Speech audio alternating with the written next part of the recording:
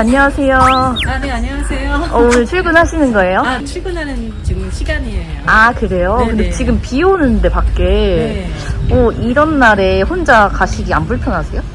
불편하죠. 왜냐면 우산도 들어야 되고, 난 출근하니까 짐도 있고 또 케이까지 들으려니까 좀 힘이 들긴 하는데, 그래서 오늘은 그냥 우산으로 좀 케이 대처를 했습니다.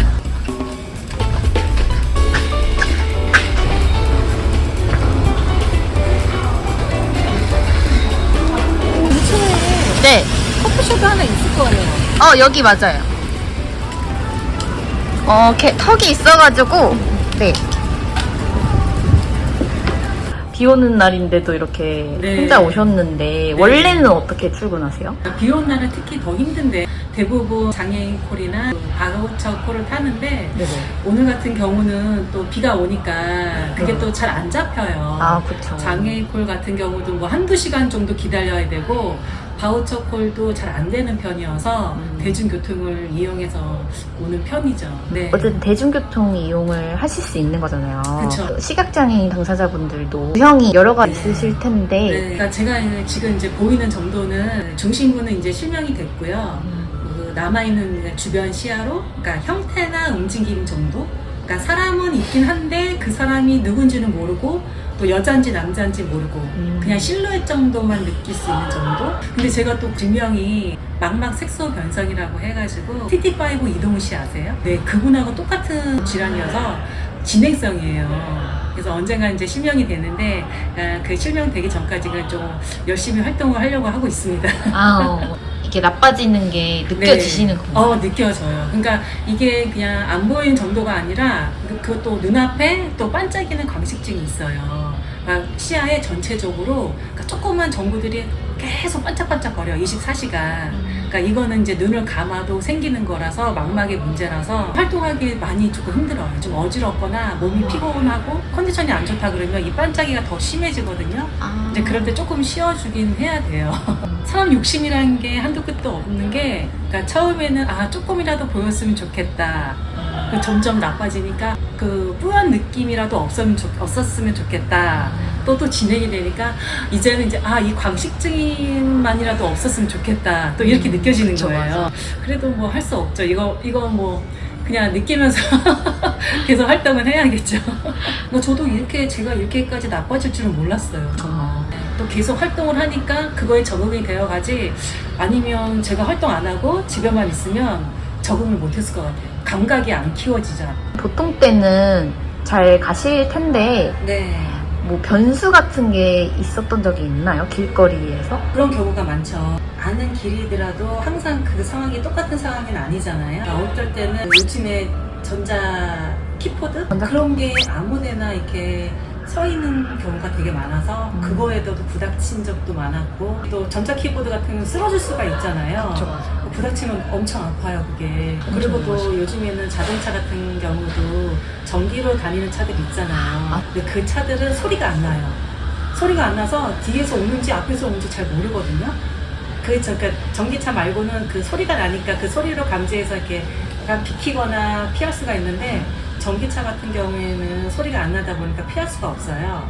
그래서 그럴 때 좀 많이 위험을 하죠. 사실 비장애인 분들도 못 들으시거든요, 잘. 그런 거 같아요. 비장애인 분들도 핸드폰 하시느라고 잘 모르잖아요. 그리고 하나 에피소드가 있는데, 그 요즘에 그 신호등 보면은 바닥에 신호등이 있다고 하더라고요. 맞아요. 그러니까 빨간색, 파랗게 이렇게 선으로 이렇게 불빛이 나오더라고 하시더라고요. 그래서 저는 이제야 이제 시각장애인도 이렇게 이걸 보고 건널 수 있게 설치를 해 놓으셨구나라고 생각을 했었거든요.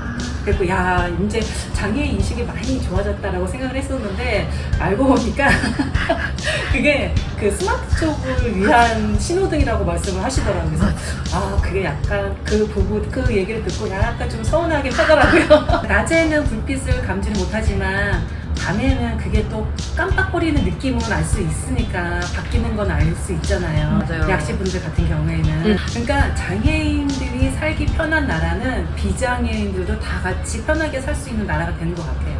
통행길은 많이 어려우시겠어요? 저희 시각장애인들은 음성 그 신호기를 이용을 하잖아요. 근데 그게 또 고장이 나서 안 될 때가 있어요.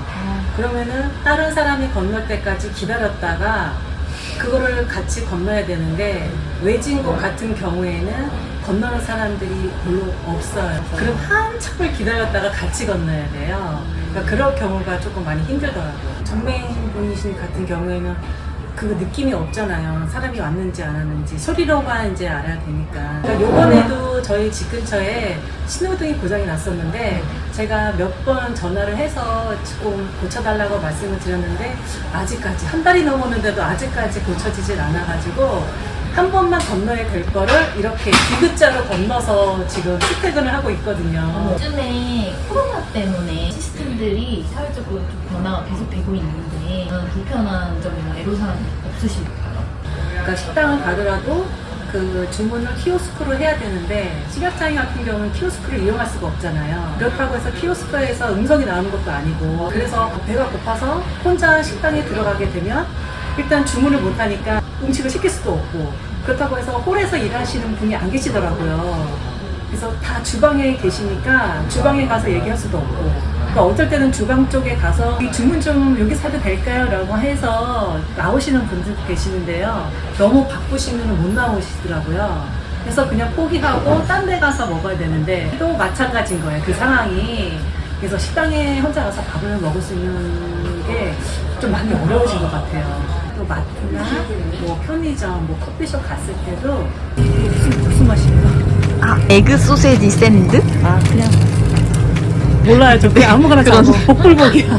요즘에는 그 카드를 받아서 계산해 주시는 게 아니라 카드를 꽂아달라고 하시잖아요. 네, 그러면 시각장애 저는 카드가 어디다 꽂아야 될지 모르잖아요. 아, 제가 시각장애인이라서 못하니까 대신 좀 꽂아주세요 라고 말씀을 드려서 꽂고 또 받을 때도 그냥 한 단계에서 끝나는 게 아니라 두 단계, 세 단계를 거쳐서 음식을 받거나 물건을 사야 되기 때문에 많이 불편하기도 하고 시간도 많이 걸리는 편이죠. 그러니까 장애인도 같이 편하게 살 수 있는 방법을 찾았으면 좋겠는데 비장애인 분들만 편하게 만들어지니까 그게 좀 문제인 것 같긴 해요. 지금 어쨌든 출근하러 가시는데 어떤 일을 하고 계신가요? 제가 하는 일은 헬스키퍼라고 해서요. 그러니까 국가 공인 안마사 자격증을 가지고 계신 시각장애인만 일을 할 수 있는 거거든요. 그 기업에서 일을 하고 계시는 직원분들 대상으로 해서 뭐 건강관리나 피로회복을 풀어주는 일을 하고 있습니다. 제가 알기로는 시각장애인 당사자분들만 의사할 수 있다고 들었어요. 그러니까 시각장애인분들 같은 경우에는 직업의 선택권이 별로 없잖아요.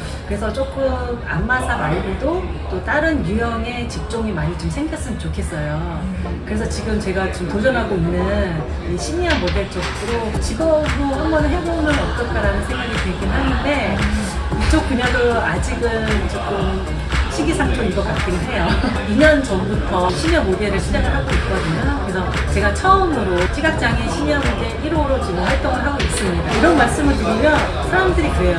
아니 시각장애인이 어떻게 모델을 하고 어떻게 패션쇼에서 어떻게 워킹을 해? 라고 말씀을 하시는데 패션쇼 당일날 갔을 때 그때 연출 선생님이 말씀하면은 이제 그 연출을 이제 귀로 듣고 이렇게 하라는 대로 하긴 해요. 근데 그 런웨이가 짧을 수가 있고 길 수가 있잖아요. 리허설 하기 전에 먼저 그 런웨이를 제가 걸어봐요. 활동 보조 선생님이랑 같이 걸어보고 발걸음 수가 어느 정도 되는지 확인하고 발자국 수 세면서 그 콘티를 제가 하는 거예요.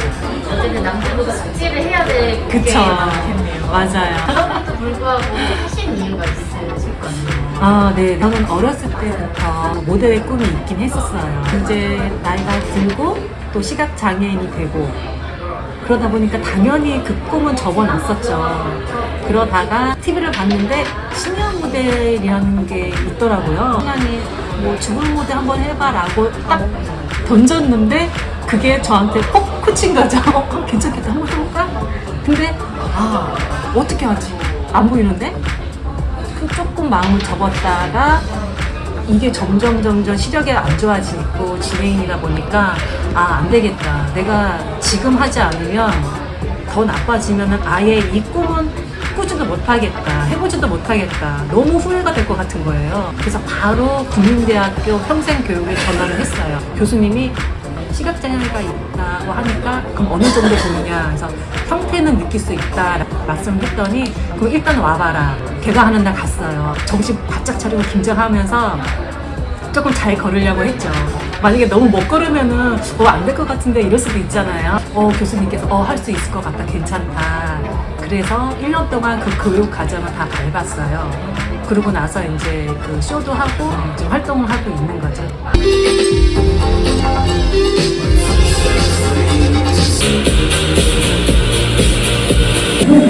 언제나 앞에 보이지 않는 상태에서 힘차게 연예인을 하고 있는 국내에 있는 시각장애인 모델입니다.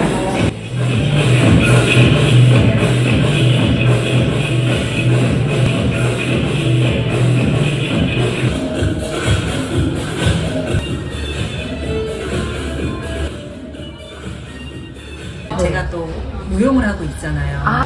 내가 공연도 하러 다니는데 왜 못해? 할 수 있지. 공연도 하는데 워킹도 하지. 왜 못해? 이런 자신감이 생겼기 때문에 빨리 추진한 것 같긴 해요. 이게 무용의 꿈도 있으셨던 거예요? 네. 무대체들이시네요? 그래서 무용도 시각장애인 돼서 배우기를 시작한 거예요. 장애인 전문 무용 교육기관인데요. 거기서 이제 국제 무용제를 열어요. 1년에 한 번씩 키아다라고 키아다에서 개막 작품을 했어요. 요번에 비장애인 프로 무용수분들 경기도 무용단과 장애인 무용사 협업을 해서 요번에 개막 작품을 같이 했습니다. 저 같은 경우는 크게 볼 경우에는 정면을 찾기가 어려워요. 네네. 그래서 이제 주변에 있는 다른 무용수들의 옷 색깔에 따라 느껴질 때가 있고 안 느껴질 때가 있는데 사람에게 느껴지는 기운 에너지들이 있잖아요. 그것도 느껴야 돼요. 모델 일도 그렇고 무용 네. 일도 그렇고 바쁘게 살고 계신데 이렇게까지 하시는 이유가? 저는 이렇게 사는 게 너무 좋고 행복한 것 같아요. 그래서 이렇게 또 도전하고 또 할 수 있는 일도 있고 하니까 너무 행복하고 이렇게 바쁘게 사니까 사는 맛이 나는 것 같아요. 제가 이렇게 활동을 하게 되면 시각장애인이 안마사만 아니라 다른 일자리, 직업 선택이 좀 크게 넓어졌으면 좋겠어요.